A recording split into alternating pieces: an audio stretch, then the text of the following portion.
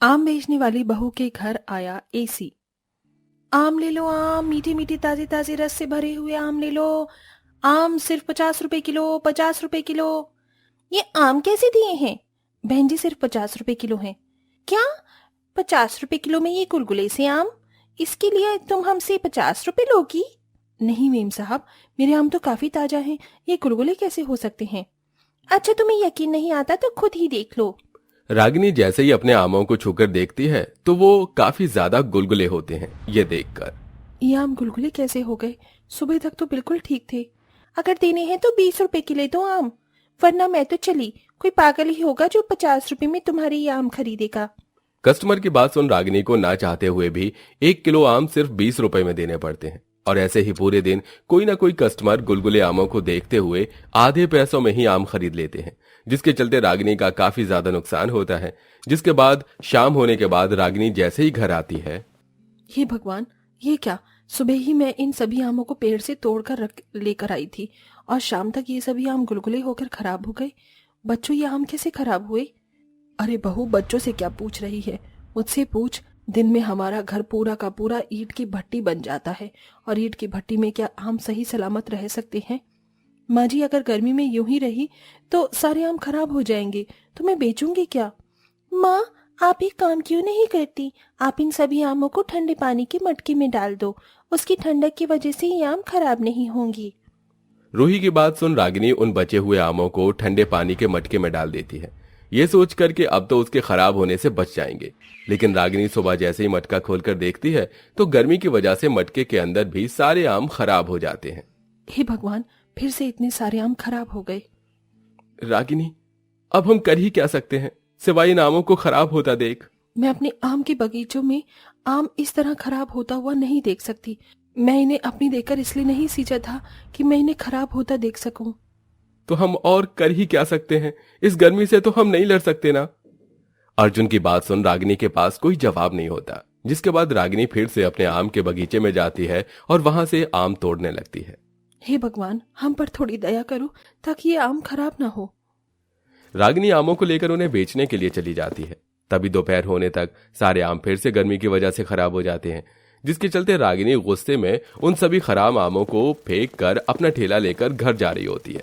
तभी रागिनी की नजर एक बड़ी फलों की दुकान पर पड़ती है, जिसमें रखे हुए सारे फल काफी ज्यादा ताजे थे, जिसे देखकर रागिनी उस फल वाले की दुकान के पास जाती है। भाई साहब, इतनी गर्मी में भी ये सभी फल इतने ताजा कैसे हैं?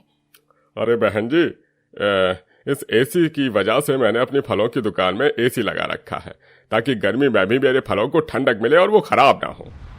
उस दुकान वाले की बात सुन रागिनी के मन में भी एसी लाने की ख्याल आता है और वो एसी की दुकान पर पहुंच जाती है, जहां उसे एक एसी पसंद आता है।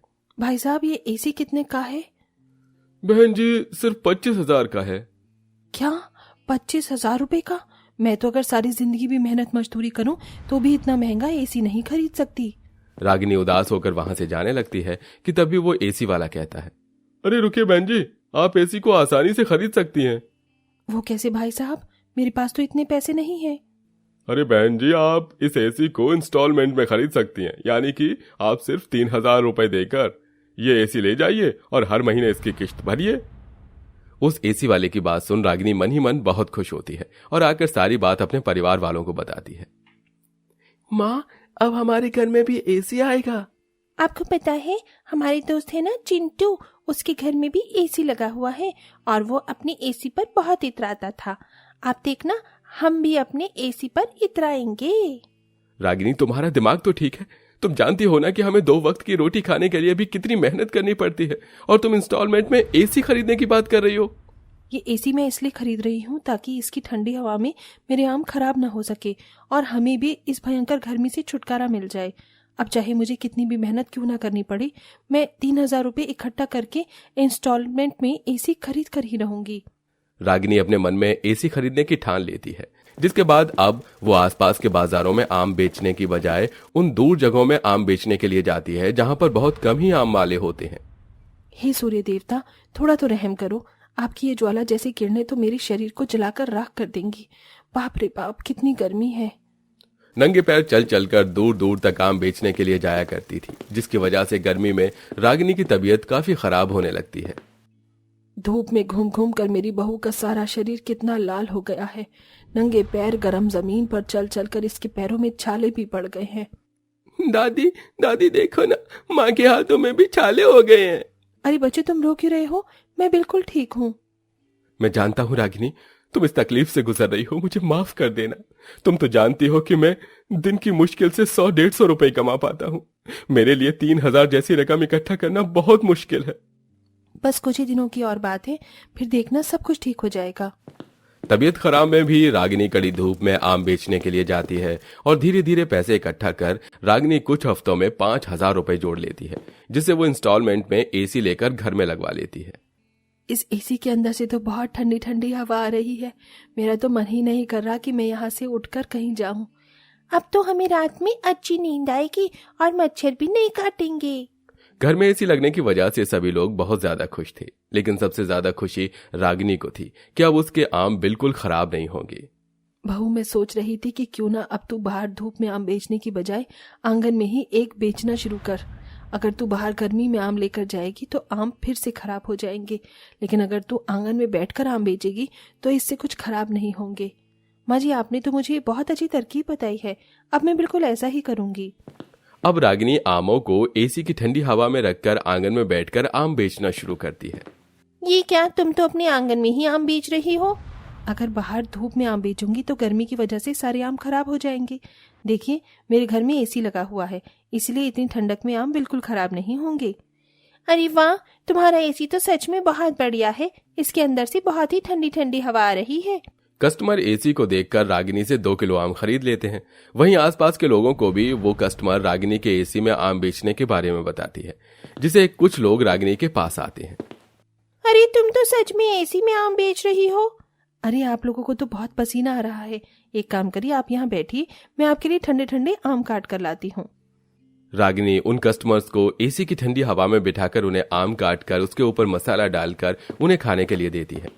एसी की ठंडी ठंडी हवा में ठंडा ठंडा आम खाकर उन सभी कस्टमर्स को बहुत मजा आता है, जिसके बाद अब वो सभी कस्टमर रागिनी से 2-3 किलो आम खरीद लेते हैं, जिससे पहले दिन ही रागिनी की काफी अच्छी कमाई होती है।